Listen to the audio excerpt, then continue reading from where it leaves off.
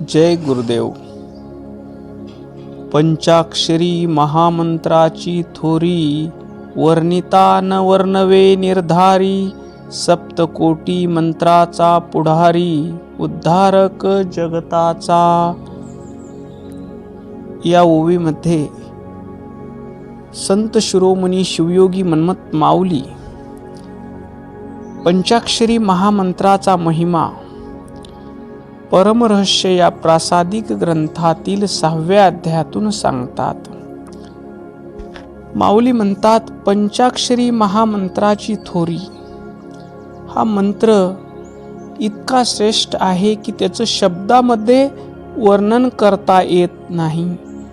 7 कोटी मंत्रामध्ये महान असा मंत्र आहे आणि या मंत्राचा जप करणाऱ्याचा उद्धार होतो. त्याचं अज्ञान दूर होऊन त्याला आत्मस्वरूपाची अनुभूती येते असं माऊली या ओवीतून सांगतात. हा या ओवीचा सरळ भाव आहे. आता आपण या ओवीचं आध्यात्मिक चिंतन करू. पंचाक्षरी महामंत्राची थोरी. पंचाक्षरी म्हणजे 5 अक्षर असलेला नमः शिवाय. न हे पृथ्वी तत्वाचं प्रतीक आहे, म जलतत्वाचं, शी अग्नी तत्वाचं, वा वायू तत्वाचं आणि य आकाश तत्वाचं. हे पंचमहाभूतात्मक देह, पंच तन्मात्रा शब्द स्पर्श रूप रस गंध, पंच प्राण, पंच कर्मेंद्रिय, पंच ज्ञानेंद्रिय या सर्व 5पासून बनलेला हा प्रपंच शिवरूप करण्याचं सामर्थ्य या पंचाक्षरी महामंत्रामध्ये आहे. म्हणून माऊली म्हणतात, पंचाक्षरी महामंत्राची थोरी आहे. हा मंत्र म्हणजे सृष्टीचा मूळ ध्वनी आहे. ज्याप्रमाणे आधुनिक विज्ञान म्हणते की संपूर्ण विश्व हे लहरीच्या व्हायब्रेशनच्या स्वरूपात आहे, तसंच आपलं भारतीय तत्वज्ञान सांगते की ते नाद ब्रह्म हेच अंतिम सत्य आहे. पंचाक्षरी मंत्रातील 5 अक्षर पंचप्राणाचे, प्राण, अपान, व्यान, उदान आणि समान या पंचप्राणाचं नियमन करतात. या मंत्राची थोरी ही आहे की तो साधकाच्या कुंडलिनी शक्तीला जागृत करण्याची क्षमता ठेवतो. हा मंत्र म्हणजे केवळ नामस्मरण नसून ते एक आत्मिक साऊंड हिलिंग आहे, जे अंतर्मनाच्या खोल थरावर परिणाम करते. वर्णिता न वर्णवे निर्धारी.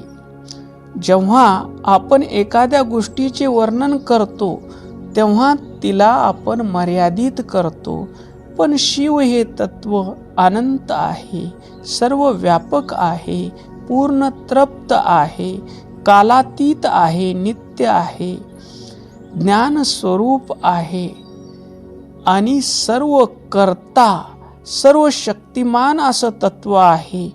या तत्वाचं शब्दामध्ये कसं वर्णन करता येईल?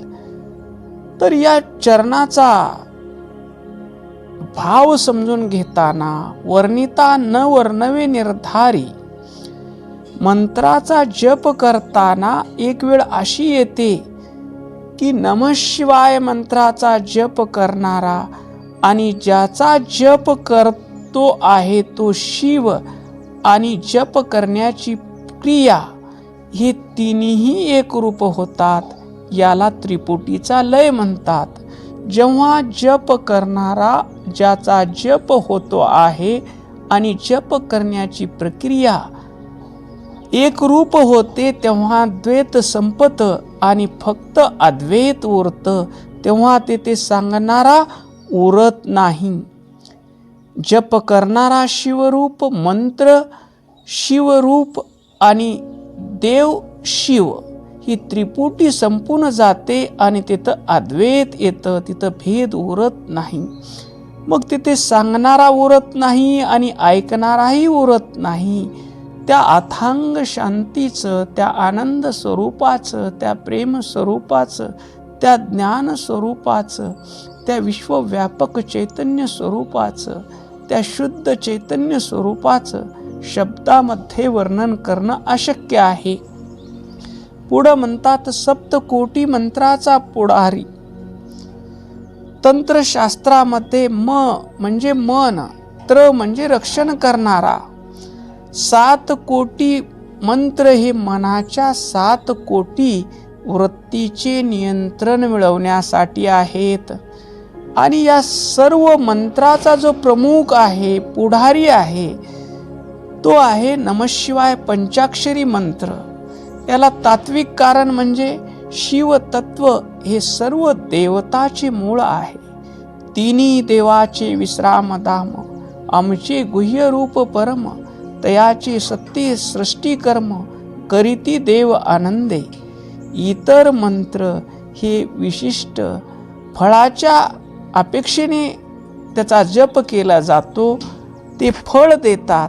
पण पंचाक्षरी मंत्र थेट तुम्हाला शिवस्वरूप करतो. ज्याप्रमाणे सूर्याच्या प्रकाशात सर्व रंग समावलेले असतात, तसे पंचाक्षरी महामंत्रामध्ये सर्व मंत्राचं सामर्थ्य समावलेलं आहे. हा मंत्र म्हणजे बीज आहे. बीज मंत्र हा नमःशिवाय आपलासा केला. सदा जपे जो प्रेम भक्तीने तो भवसागर तरला, असा अनुभव संत सांगतात. पुढं म्हणतात, उद्धारक जगताचा.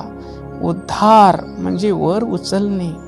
आपली जाणीव सध्या भौतिक जगात आहे. काम, क्रोध, लोभ, मोह, दंभ, मत्सर या षडविकारात अडकलेली आहे. अज्ञानात अडकलेली आहे. मायेच्या पंचकंचुकात अडकलेली आहे. हा मंत्र सद्गुरुनाथाकडून घेऊन त्याचा विश्वासानं जर आम्ही जप केला, तर हा मंत्र आपल्या जाणीवेला ऊर्ध्वगामी करतो आणि आपल्याला या जीव स्वरूपातून शिव स्वरूपात घेऊन जातो. जगताचा उद्धार याचा सूक्ष्म अर्थ असा की जेव्हा साधकाचा दृष्टिकोन बदलतो, साधक अज्ञानात असतो त्यावेळेस मी जीव आहे आणि हे जगत आहे म्हणतो.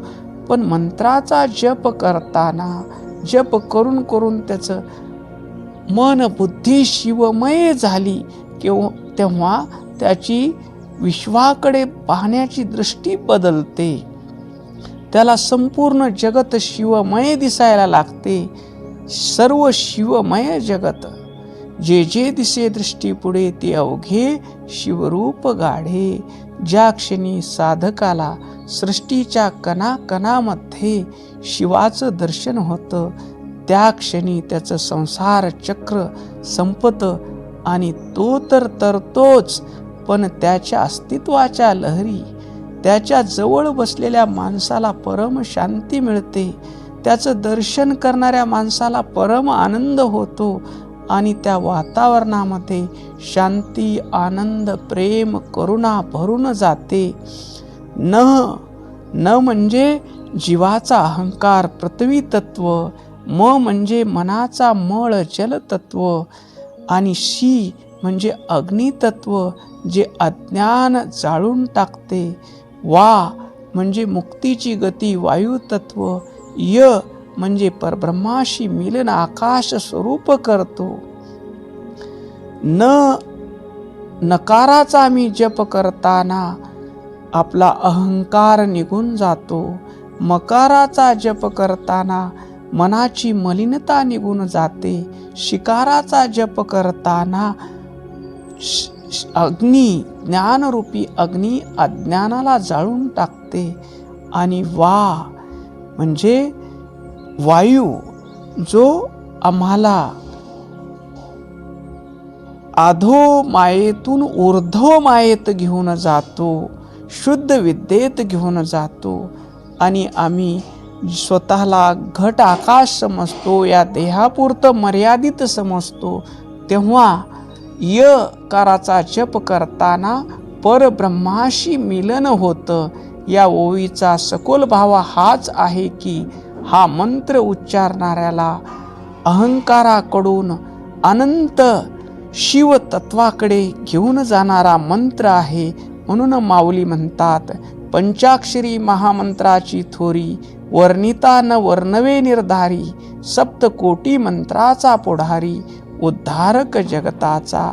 ज्यावेळेस आम्ही सद्गुरुनाथानं दिलेल्या मंत्रावर विश्वास ठेवून त्या नमःशिवाय पंचाक्षरी महामंत्राचा जप करू, त्यावेळेस आमच्यासाठी विश्व शिवमय झाल्याची अनुभूती येईल.